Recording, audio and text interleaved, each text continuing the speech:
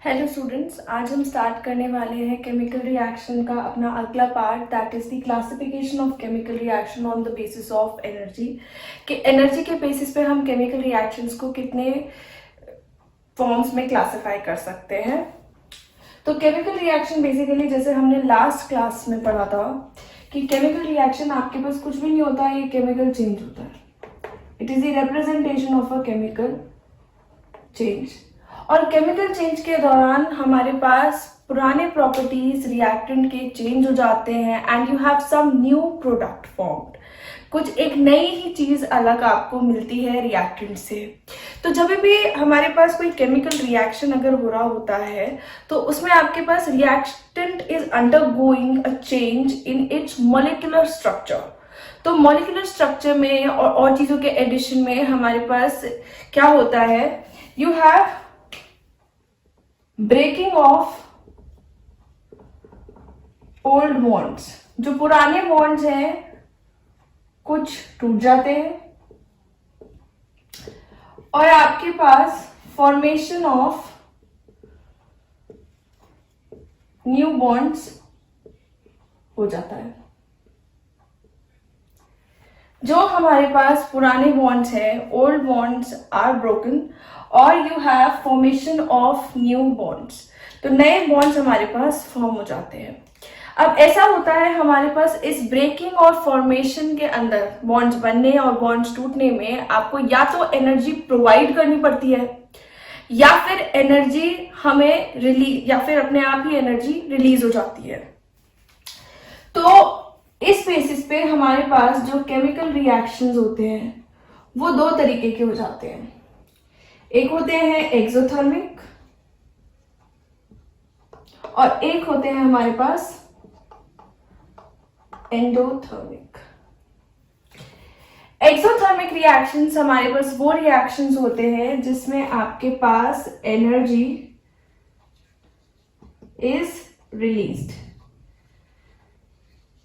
इन reactions में हमारे पास energy release होती है और एंडोथर्मिक रिएक्शन में हमारे पास एनर्जी इज एब्सॉर्ब्ड। तो मोटा मोटी अगर हम देखें तो एक्सोथर्मिक और एंडोथर्मिक रिएक्शंस आर बेसिकली कि एनर्जी का रिलीज हो जाना रिएक्शन में और आपके पास एनर्जी का या फिर एब्सॉर्ब होना जाना रिएक्शन में। तो chemical reactions on the basis of energy can be classified into two types, that is exothermic and endothermic reactions. अब इसका हम एक एग्जांपल देखते हैं कि हमारे पास ये जो आपके पास ब्रेकिंग ऑफ ओल्ड बॉन्ड्स है या फॉर्मेशन ऑफ न्यू बॉन्ड्स है, इसमें एनर्जी का चेंज क्यों आता है, कैसे आता है, क्या होता है हमारे पास एक केमिकल रिएक्शन के अंदर। इसको हम एक एग्जांपल के थ्रू करते हैं। आज सबको पता होगा वाटर हमारे पास H2O होता है और वाटर का फॉर्मेशन हमारे पास किससे होता है, हाइड्रोजन से, and then you have oxygen.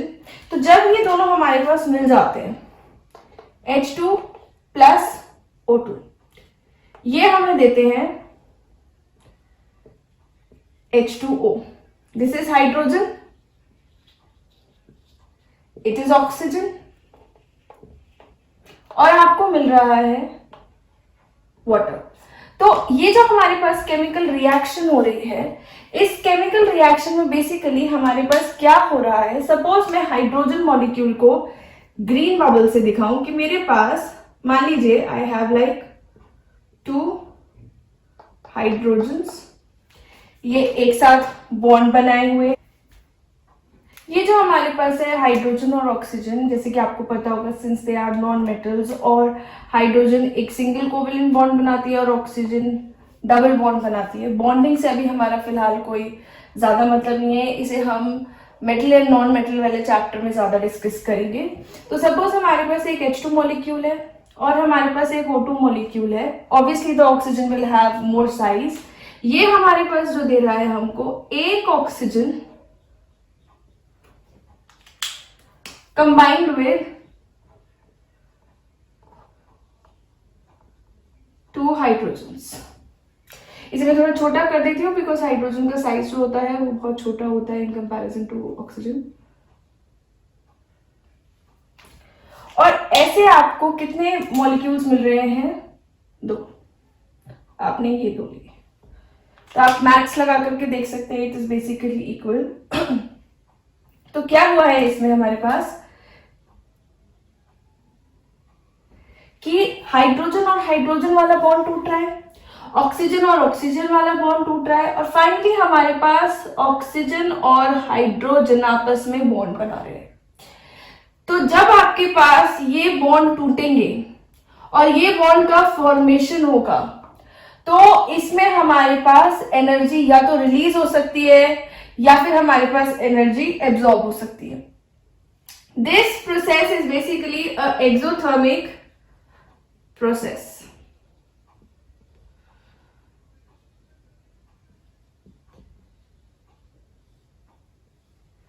जैसे आप लोगों ने सुना होगा, हाइड्रोजन एक बहुत अच्छा फ्यूल है, और हाइड्रोजन को अगर हम ऑक्सीजन के साथ रिएक्ट कराते हैं तो बहुत ज्यादा फायर टाइप का सिचुएशन हो जाता है, आग लग जाती है।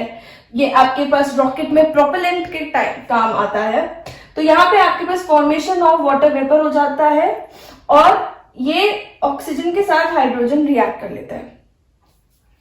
तो ये जो हमारे पास एक्सोथर्मिक रिएक्शन हो रही है, इसमें हमारे पास एनर्जी रिलीज हो रही है। तो वो एनर्जी रिलीज बहुत ज्यादा होती है, और आपके पास एनर्जी रिलीज हो रही हो तो आप उसे यहाँ पे प्लस एनर्जी हीट आप लिख सकते हैं इस तरह। तो क्या हो रहा है, बेसिकली ऐसा नहीं है कि यहाँ पे बॉन्ड टूटने के लिए कोई एनर्जी प्रोवाइडेड नहीं है। क्या होता है, जब ये बॉन्ड टूट जाते हैं और ये नए बॉन्ड फॉर्म हो रहे हैं, इनका एनर्जी डिफरेंस यदि अगर हम देखें कि भाई मैंने एनर्जी इसमें कितनी प्रोवाइड करी है बॉन्ड तोड़ने के लिए, और बॉन्ड बनने में कितनी एनर्जी लगी है, उनका डिफरेंस यदि अगर हम देखें तो हमें रिजल्ट में एनर्जी मिलती ही है। तो this is an exothermic reaction. अब इसी रिएक्शन को यदि अगर मैं उल्टा चलाऊं, यानी कि अगर मैं ट्वाइस ऑफ H2O को तोड़ दूं ऑक्सीजन और हाइड्रोजन में, तो ये जो रिएक्शन है हमारे पास, since this reaction was exothermic, अगर कोई रिएक्शन वन साइड एक्सोथर्मिक है तो वो दूसरी साइड पे एंडोथर्मिक ही होगी, क्योंकि दोनों तरफ सेम टाइप का रिएक्शन नहीं हो सकता। इसका डिफरेंस, ये वाले जो हमारे पास हाइड्रोजन या ऑक्सीजन के मॉलिक्यूल्स हैं उससे ज्यादा स्टेबल है हमारे पास H2O का मॉलिक्यूल। तो यानी कि यहां पे हम क्या कर रहे हैं, एक स्टेबल मॉलिक्यूल से हम थोड़े उससे लेस स्टेबल मॉलिक्यूल्स में कन्वर्ट कर रहे हैं। तो this reaction is an endothermic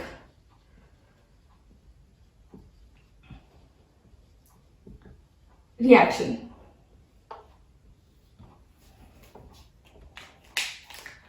तो हमारे पास जब भी कोई केमिकल रिएक्शन होता है, केमिकल रिएक्शन में you have breaking of the old bonds and making of the new bonds. तो अगर आपके पास पुराने वाले bonds are more stable and नए वाले bonds are not that much stable, या फिर उनकी एनर्जी आपके पास थोड़ी ज्यादा हायर है, तो आपके पास एनर्जी एब्जॉर्ब होगी। और अगर वो थोड़े लोअर एंड पे हैं और आपके पास प्रोडक्ट्स और भी लोअर एंड पे हैं, तो वो हमारे पास एक्सोथर्मिक रिएक्शन होगी। एक्सोथर्मिक रिएक्शन का सबसे मेन एग्जांपल होता है, जैसे हमारे पास फ्यूल्स है। फ्यूल्स में हम देखते हैं कि हमारे पास कार्बन के कंपाउंड्स, कार्बन या कार्बन के कंपाउंड्स आपके पास CO2 बना लेते हैं, और इस प्रोसेस में सपोज मेरे पास CXHY है और मेरे पास मैं O2 से कंबाइन कर रही हूँ, I am not balancing it here. अगर ये मेरे पास CO2 और H2O बनाते हैं तो ये बहुत ज्यादा एक्सोथर्मिक रिएक्शंस होती हैं और ये हमारे पास एनर्जी रिलीज करती है। जैसे फ्यूल्स में हम देखते हैं ना, LPG के अंदर या CNG के अंदर, CNG में हमारे पास मीथेन होता है दैट इज CH4, और LPG में आपके पास ब्यूटेन होता है मेनली। तो ये सारे जो कार्बन के कंपाउंड्स हैं mostly they are used as fuels, because जब ये ऑक्सीजन के प्रेजेंस में इनका कंबशन होता है तो ये बहुत ज्यादा एनर्जी रिलीज करते हैं। तो दीज आर एक्सोथर्मिक रिएक्शंस। और क्या क्या डिफरेंस होते हैं हमारे पास एक्सोथर्मिक और एंडोथर्मिक रिएक्शंस में? अगर हमारे पास कोई रिएक्शन हो रही है और उसमें एनर्जी रिलीज हो रही है, यानी कि इफ इट इज एक्सोथर्मिक, तो जो भी आपका रिएक्शन वेसल है that will be at higher temperature from the initial temperature. यानी कि जैसे अगर मान लीजिए अगर हम कैल्शियम ऑक्साइड लेते हैं, सपोज अगर मान लीजिए मैं कैल्शियम ऑक्साइड ले रही हूं और मैं इसका रिएक्शन H2O के साथ करवा रही हूं, ये मुझे देता है कैल्शियम हाइड्रोक्साइड। ये एक एक्सोथर्मिक रिएक्शन है। अब इस एक्सोथर्मिक रिएक्शन में क्या हुआ कि जब मैंने इस रिएक्शन को एक रिएक्शन वेसल में करवाया है तो हमारे पास टेम्परेचर जो है रिएक्शन वेसल का वो इंक्रीज कर जाता है। और साइमल्टेनियसली अगर हम मान लीजिए कोई एंडोथर्मिक रिएक्शन ले रहे हैं तो एंडोथर्मिक रिएक्शन में आपके पास रिएक्शन वेसल का टेम्परेचर डिक्रीज हो जाएगा। सपोज मान लीजिए मेरे पास अमोनियम क्लोराइड है, अमोनियम क्लोराइड इज NH4Cl। अगर मैं इसे वाटर के अंदर मिक्स करती हूँ तो वाटर का बीकर का टेम्परेचर आप देखेंगे कि वो ठंडा हो जाएगा, यानी कि जो रिएक्शन हमारे पास हो रही है that is only the dissociations of ions, तो वो रिएक्शन हमारे पास एक एंडोथर्मिक प्रोसेस है। दैट इज वाई जो रिएक्शन वेसल का टेम्परेचर है वो डिक्रीज हो जाता है। ये डिक्रीज इसलिए होता है क्योंकि जब भी हमारे पास एक्सोथर्मिक रिएक्शन है तो हमें यहाँ पे प्रोडक्ट में एनर्जी मिल रही होती है, यानी कि it can be seen by rise of temperature. और अगर हमारे पास मान लीजिए एंडोथर्मिक रिएक्शन है तो by the decrement of temperature, यानी कि वेसल का या रिएक्शन मिक्सचर का आपके पास टेम्परेचर जो होगा वो डिक्रीज हो जाएगा, क्योंकि जो एनर्जी है दैट इज एब्जॉर्ब्ड, वो एब्जॉर्ब हो रही है, इसीलिए आपके पास टेम्परेचर सराउंडिंग का कम हो जाएगा। तो इसी को हम थोड़ा सा आगे रिवाइज सा कर लेते हैं कि अभी तक हमने क्या देखा है कि आपके पास जो रिएक्शंस होती हैं एक्सो और एंडो, एनर्जी के बेसिस पे आपके पास रिएक्शन दो तरीके की होती है, एक्सोथर्मिक एंड एंडोथर्मिक। इसमें आपके पास एनर्जी इज रिलीज्ड एंड इसमें एनर्जी इज एब्जॉर्ब्ड। अगर मेरे पास एक्सोथर्मिक रिएक्शन हो रहा है तो इसमें हमारे पास final temperature will be high, final temperature will be less. Exothermic के और एग्जाम्पल्स हमारे पास कैसे हो सकते हैं, जैसे मान लीजिए आपके पास अगर हम एसिड्स को मिक्स करते हैं वाटर के अंदर तो डाइल्यूशन ऑफ एसिड हमारे पास एक बहुत ज्यादा एक्सोथर्मिक प्रोसेस है। इसीलिए हमें हमेशा जब भी अगर हम कभी किसी एसिड को डाइल्यूट कर रहे हैं, यानी कि जैसे मान लीजिए मेरे पास कंसंट्रेटेड H2SO4 है, कंसंट्रेटेड का मतलब होता है कि मेरे पास H2SO4 का अमाउंट बहुत ज्यादा है कंपेयर टू द वाटर, तो मैं इसको डाइल्यूट करना चाहती हूं तो मैं इसमें वाटर ऐड करूंगी। ये एक बहुत ज्यादा एक्सोथर्मिक प्रोसेस होता है। तो कभी भी हमको ऐसे नहीं करना चाहिए कि मेरे पास एक कंटेनर है और उस कंटेनर में सपोज मेरे पास H2SO4 है और हम उसके अंदर यदि अगर पानी डाल दें तो ये करना बिल्कुल गलत है, क्योंकि इसमें हमारे पास एक बहुत बड़ा स्प्लैश होगा जिससे आपको डैमेज हो सकता है, आपकी स्किन को डैमेज हो सकता है। तो हमेशा जब भी हमें कभी डाइल्यूशन ऑफ एसिड करना होता है तो you always add acid in water. इससे क्या होता है, हमारे पास जो एनर्जी रिलीज हो रही है H2O वो एब्जॉर्ब करने की कोशिश करता है, आपके पास सडन स्प्लैश नहीं होता है। तो कभी भी हम डाइल्यूशन ऑफ एसिड्स करते हैं you always mix the acid in water, not the water in acid. और हमारे पास एक्सोथर्मिक के एग्जाम्पल्स और क्या क्या हो सकते हैं, थोड़ा आप अपने कमेंट्स में कमेंट करके बताएं कि what you think in your daily life is an example of exothermic process. Now coming to endothermic process. Endothermic process के हमारे पास क्या एग्जाम्पल्स हैं, जैसे आपके पास सबसे मेन एग्जाम्पल है photosynthesis. If you have like photosynthesis, photosynthesis में क्या होता है, प्लांट सनलाइट लेकर के अपना फूड कुक करते हैं। तो that is happening in the presence of sunlight, that sunlight is acting as a source of energy for the plants. तो हमारे पास जो फोटोसिंथेसिस है that is an example of endothermic process. अगर हमारे पास मान लीजिए नाइट्रोजन और ऑक्सीजन है, ये आपस में ना बहुत इजीली कंबाइन नहीं करते।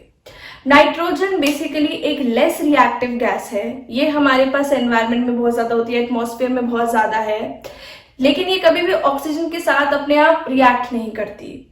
नाइट्रोजन और ऑक्सीजन का कंसेंट्रेशन बहुत ज्यादा है, अगर ये दोनों रिएक्ट कर जाएंगे तो आपके पास बहुत ज्यादा हार्मफुल गैसेस का प्रोडक्शन हो जाएगा, जो नहीं होता।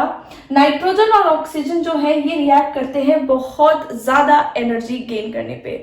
तो ये तब रिएक्ट करते हैं जैसे हमारे पास जिन एरियाज में लाइटनिंग इफेक्ट होता है, जैसे ये आपके पास बिजली कड़कने वाला इफेक्ट होता है, तो नाइट्रोजन और ऑक्सीजन कंबाइन कर जाते हैं। It is an endothermic process और ये हमारे पास नाइट्रोजन मोनोऑक्साइड देते हैं।